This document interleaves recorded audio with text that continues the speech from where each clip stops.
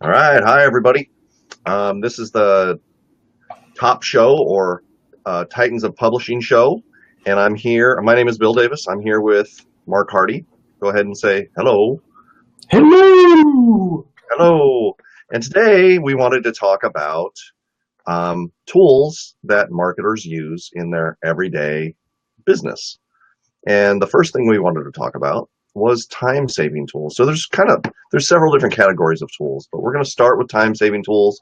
And if we can get into some other categories before the half hour is up, we will. So first of all, welcome to everybody. Hopefully, you guys, learn something from this, and we're not just talking about tools that you already use and they're not useful to you. But we found them to be very helpful for us, and we also know that colleagues in the field use them as well, or something similar. And there's 100 tools for every analog out there. So let's go ahead and get started. So the first thing that I want to say is there are some things that we use every day, every one of us, all of us, and we take them for granted. So, for example, we all use a browser, a web browser, right? I mean, that's kind of a given. Many of us use WordPress. That's a given. But there are some tools or extensions that you can add to your web browser to make it even more powerful. So the first thing I wanted to talk about with Marc is Chrome extensions, because we both use Chrome fairly extensively, like probably 99% of the time, if not more. So I'm just going to throw it out there. What kind of extensions do you use, Marc, to get certain tasks done? Yeah. Yeah, and like Bill said, it's a really big category. One of the things that I like about Chrome is, I started, or not started, but used to use Firefox, and I just got so frustrated. And that has extensions and things, but it just doesn't seem to work as cleanly and as efficiently as Chrome does. Now, one thing you don't want to do is load up your browser with so many extensions that it slows things down, because when I run diagnostics on my computer and it's doing privacy kind of cleanup and stuff, it's going to it will actually say, hey, Chrome's open, even though it's not open, because these extensions are running in the background. So don't go nuts. And sometimes things break. So I just wanted to kind of, Bill, before I gave you specifics in terms of what I use, I wanted to kind of give that context. So the first tool is, and actually, I actually got this from a colleague who we both know, Marlon Sanders. We were both attending a training that was done by another marketer, and we were talking about it's a video on Facebook, and how do we download that, and and all these things. And he just told me about this Chrome extension, like video downloader, and it was great, because what it does is it will look at the site, and then it will actually pop up at a menu, what videos it shows on the site, and you can download them. And they don't just, they're not, these just aren't YouTube videos, because obviously you can just go to YouTube. But that was a huge time saver, because these videos were only available for a limited time, and it allowed me to not only meet that immediate need, but now anytime I go to a website, I'm like, hey, that's cool, don't have time to look at it now. Maybe I can look at it later. I pull up the Chrome extension, download the video. Easy peasy. That's great. That's great. Yeah, I've used extensions like that in the past as well, and they're very handy. Now, I have run into the problem where a certain extension doesn't capture or allow you to capture or download every single video. Sometimes you got to get a little creative to do that, and sometimes that takes more time than actually just watching the damn thing. Um, but it's a pretty handy tool, and a lot of them. I'm not familiar with this specific one, but a lot of them will tell you, "Hey, I found 3 videos on this page. Would you like me to download them?" A little, 3 will pop up in your menu bar. Just kind of Yeah. Yeah. cool. So, like, for example, I'm just looking in kind of the ribbon of and it's video download helper, and it actually has a little one next to it. So yeah, so and you're right. Sometimes this isn't like a universal tool. There may be some challenges, but yeah, under the category of saving time, it definitely qualifies. For What sure. about you? What tools do you or what extensions do you use in Chrome that save you time and help you get Man, stuff done? I use a lot of different ones. Now I disable them most of the time so that they're like you said, they're not hogging up memory. But one of the ones that I like a lot because I use OneNote, which is a Microsoft note-taking product. They have a little web clipper Chrome extension where if you go to a website, you can essentially capture that entire page that you're on in a OneNote notebook or page or section, and it's pretty nifty.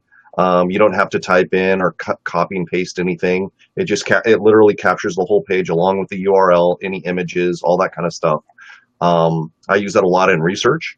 Another one that I use a lot um, is when I run Facebook ads. I want to make sure that any pixel that I've put on a page actually fires. And there's this Chrome extension called I think it's called Pixel Helper, which when you go to a page that you put a pixel on, sometimes it doesn't always work, but you can check it when you load the page. The extension will tell you, hey, it worked, or nah, it didn't work, and then you can go research what you did wrong. So I use that a lot. I used to use this one called Flip It a lot, which had to do with the Flip application where you could add websites to like a magazine type Hmm. Is page. that yeah? Is that like Flipboard or is Yeah, that it's Flipboard. Yeah, yeah? Flipboard. Okay. Another one I use a lot, because Chrome has known memory hogging issues, memory leaks.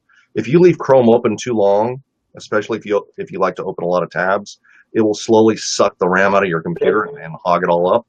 Well, there's an extension called One Tab. one tab, yeah. I recommend anybody who uses Chrome install One Tab, because what you can do is, let's say you have 15 tabs open. I know people who have 75 tabs open, 100 tabs open.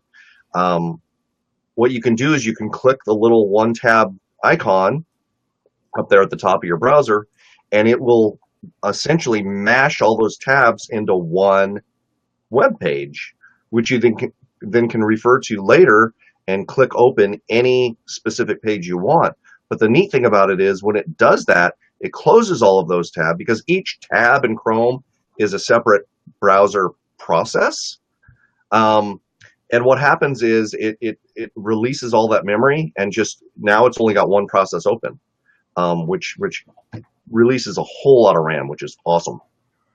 And Joe Finn mentioned a tool, and actually, let me say that this is yeah, Push Bullet. Not familiar with that. Thanks, Joe. This is collaborative. So if you guys have some guys and gals have some good tools, by all means, suggest them. Put them in the comments. I'm just looking at kind of my tool ribbon.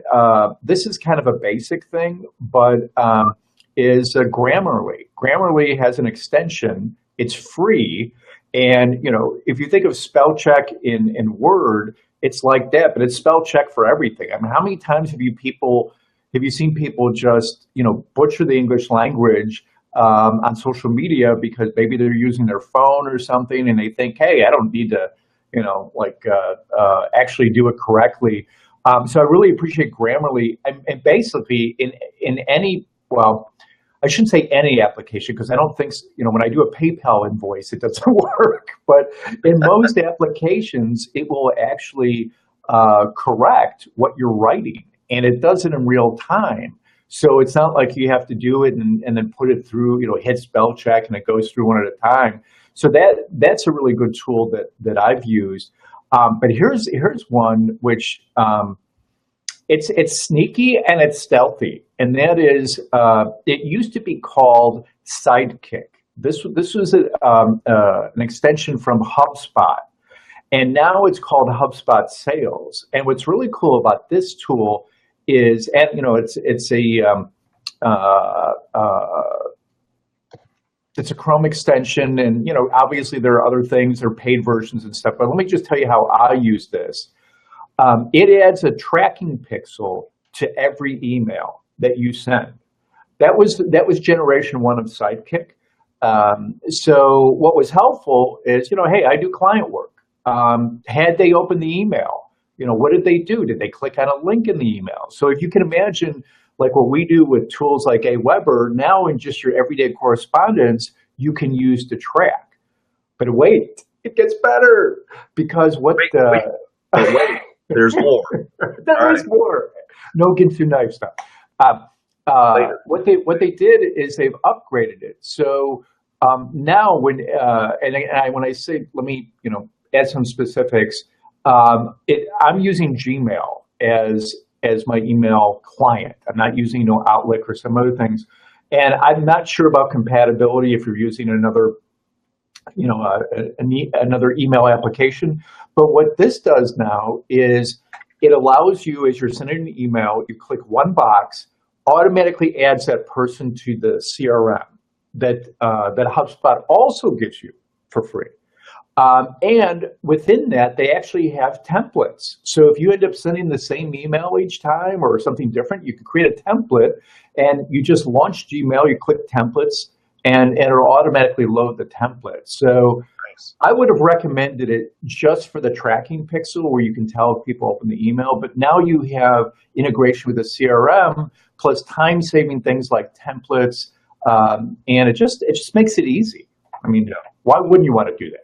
Yeah, that's pretty cool. That's pretty cool. I want to mention one last extension that I use from time to time, and that's called TubeBuddy.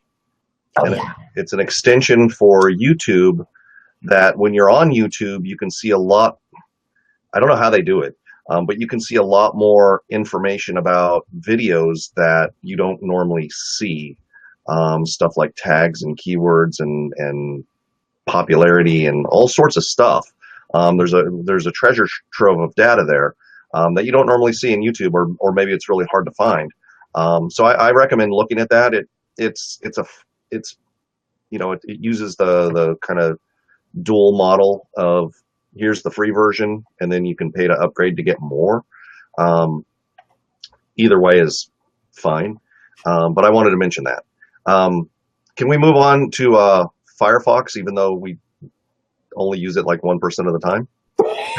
Because there's one extension I use all of the time, only in Firefox, because it works better than, I haven't been able to find something similar in Chrome. Okay, well, with that kind of setup, absolutely, because I had more Chrome extensions, but now you have me curious, because I want to find out if it's, number one, if I use it, and number two, if I don't, then I want to hear, because then I'll start using it. So what do you got? So oftentimes we buy a product or whatever, and it's got a page full of 77 zip files, right? And you don't want to right click on each one and say download, save as, download, save, or whatever. That gets really tedious. Doing that in Chrome is a pain in the butt. In Firefox, now I don't think this extension is any longer maintained, meaning the guy's not doing any upgrades, but it works. What you do is you right click on any page that has downloadable content, and there are some filters where you can say only download the PDFs, or only download the zips or the JPEGs. You can also list a bunch of different things. It can also guess, but a lot of times it guesses wrong, in that you don't really want to download the .htm files on a page or whatever. But zips, JPEGs, PDFs, that kind of thing. So you right click, you choose download them all, and a little dial window pops up that says, where do you want to put it? What folder? You choose the folder, and you click. You click the button, and it starts. It's multi-threaded, so I think it can do like 10 downloads at a time or something. It was very, very fast. It's very, very good. And seriously, the only time I use Firefox is when I want to download something like that. So it's really cool. But that's literally the only time I ever use Firefox, except for when I'm, testing websites and whatnot. I want to see how it looks in Firefox and that kind of thing. But like I said, I only use Firefox maybe 1 out of 100 times I use Chrome. But that's when I use it. All right. Anything to add? No, I mean, I do have other Chrome extensions, but I know we had other tools that weren't necessarily part of Chrome. So why don't we come back to that at the end if we have time? Come back to Chrome or come back to the other? Okay, yeah, sure. Okay, so the next one is on my list is this thing called Get Stencil or Stencil. Do you know about Stencil, Mark? Yeah, and well, I actually, I mean, I have the, whatever, the tool, the software, but then I also have the Chrome extension. So I don't have to actually launch the app because everything actually happens, right within Chrome, which makes it easy. Right. So this is it's a web app that also has a Chrome extension, but I use the web app all of the time. And it used to be called Share as Image, all one word. You can probably still find it on Google that way. But if you want to go to the site, it's getstencil.com. And what happens is I normally use it I start from scratch. If I want to make a meme or a Facebook ad or a simple web header or anything like that. It has a bunch of templates for all different sorts of images like Instagram, Facebook, Twitter, whatever. Yeah, I use it for email headers. Yeah. So you choose a template. It has like hundreds of thousands of stock photos already built in, so you don't even have to add an image. And if you're using the Chrome extension, all you have to do is go to a site with a picture on it. Now, I'm not going to get into the whole copyright stuff, but their stuff is copyright free or free for your own, for your use. But if you go to a website, you can literally right click on the I don't know if you right click or if you hit the extension button in the top of your menu. I think you could probably do both.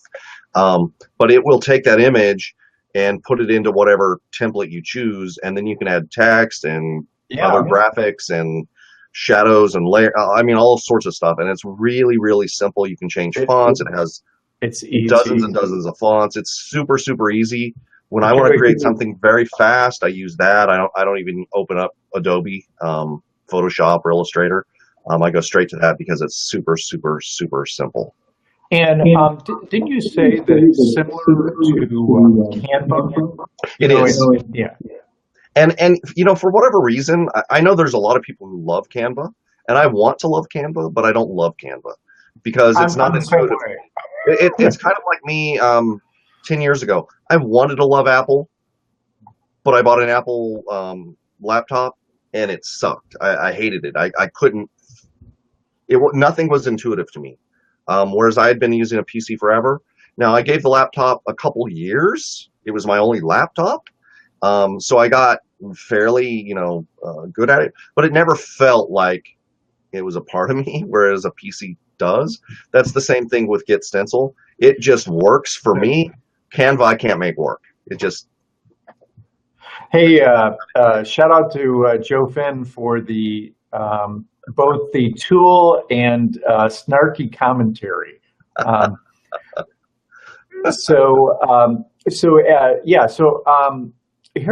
Here's a tool that I know that I think Bill and I both use, and let's face it, a lot of people, particularly if you're doing anything online, I mean, it's like you have built-in ADD. I mean, it's like, hey, an email just came in. Hey, somebody just pinged me on Facebook, whatever, or you left Skype open or something. So, you have all these distractions.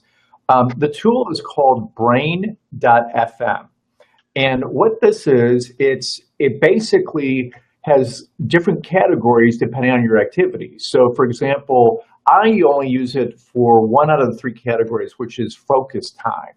So, what it does, it plays kind of like uh, you know, it's background music, or sometimes it's even like tones and things. And what it does, it's tuned to your brain waves. So it helps you focus, it helps you concentrate.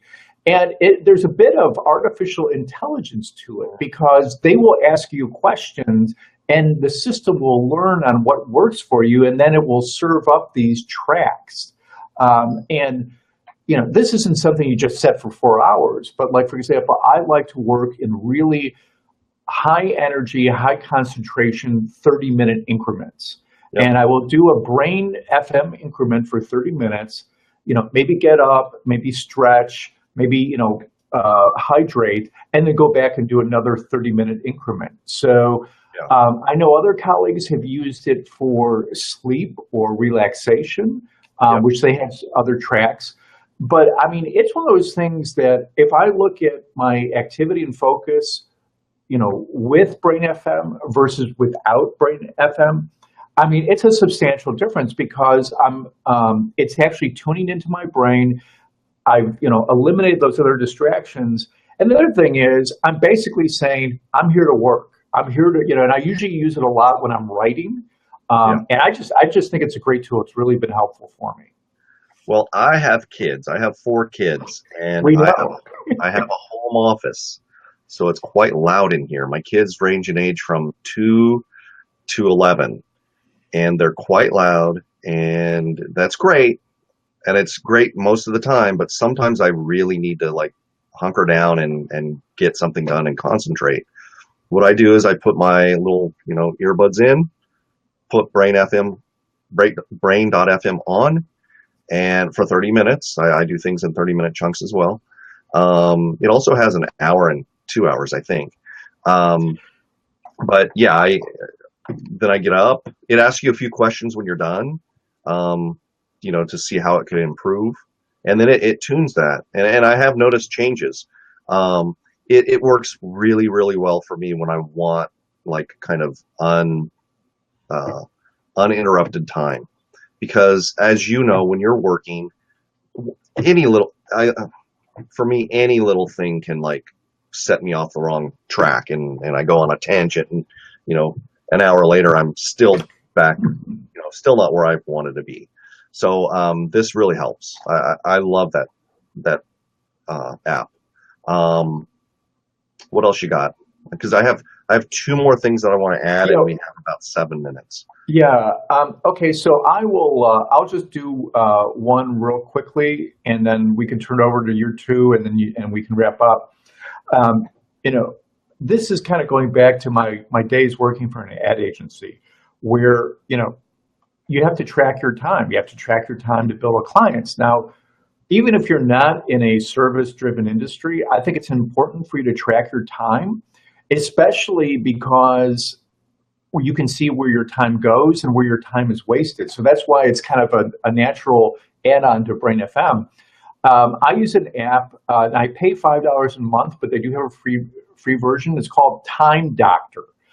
And the free version is Time Doctor Lite, Lite. And it it allows you to set up your time by project or by category.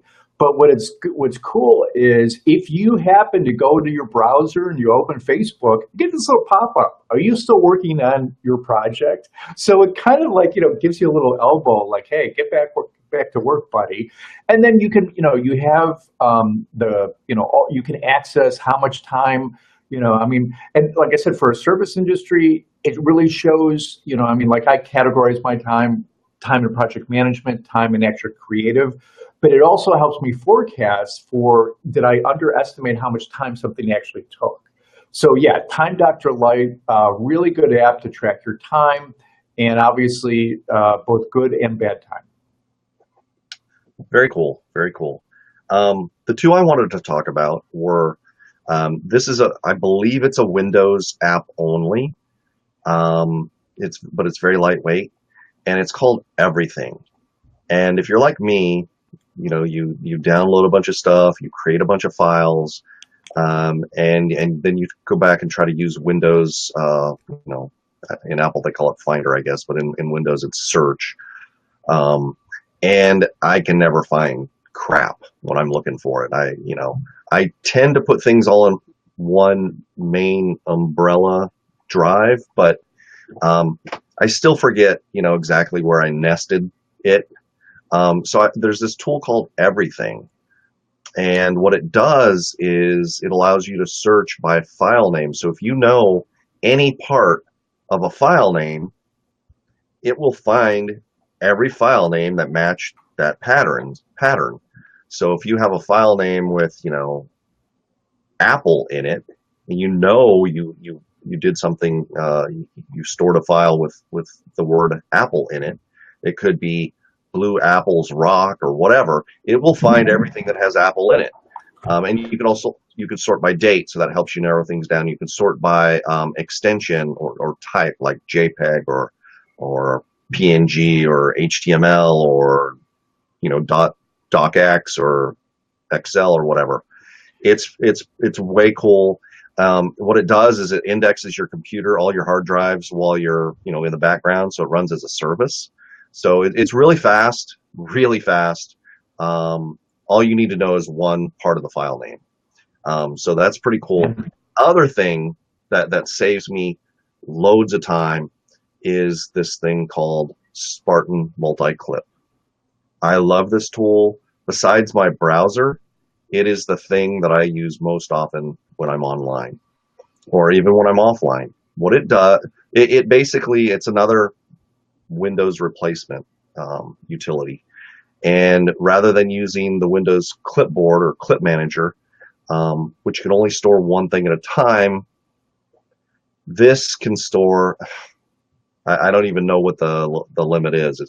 It's basically 25 clips, but you get like 10 screens and 10 views. So it's like 2,000 clips. And you can store things as well if you want to keep them, keep repeating them over and over. So you mentioned templates earlier.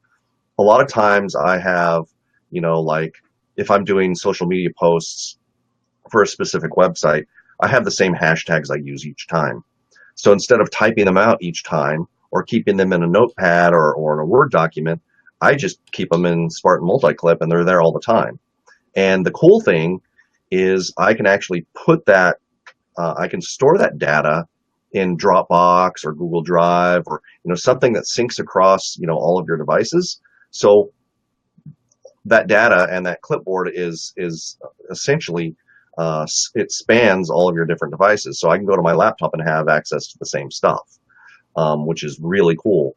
I love Spartan Multi-Clip. I probably use it, and I'm not joking, 100 times a day, because I do a lot of copy pasting. I don't have it, so you've given me the incentive to get it. So so we're going to, and Shane likes it, so that's good. Yeah. So I think we talked about, we're going to have a list of all these tools and links, and we'll put that in the comments so you guys can go check out these tools. So yeah, this is fun. And, we should probably do another tool time, because, I've got a ton of like traffic and SEO and keyword tools that I've been, and a lot of them are free. So look forward to sharing those as well next time. Absolutely. I love those things. And anything that can make your life more effective and more efficient is a win. And most of these tools are free, and if they're not entirely free, they have a free version. I can't think of any of them except maybe Get Stencil, Time that don't come with a free, light type version. Time Doctor, you can get it for free. Time Doctor. Oh, okay, there you go. And yeah, so they're really good tools. Check them out. We'll put up a list. We'll probably put them into a PDF or something. Yeah, try them out and tell us what you think. You may think they suck. But the ones that we've mentioned, we really use and we really Yeah, like it. And if you have an alternative that's better, we'd love to hear about it. exactly. Cool. All right. Well, I think we're going to wrap it up. It's 2:30 Pacific time, 5:30 somewhere, which means you missed beer, and that's never good. So I think I'm going to go partake in a minute as soon as we're done here. And you guys have a great weekend, and we'll see you next time. See ya. All right. Thanks.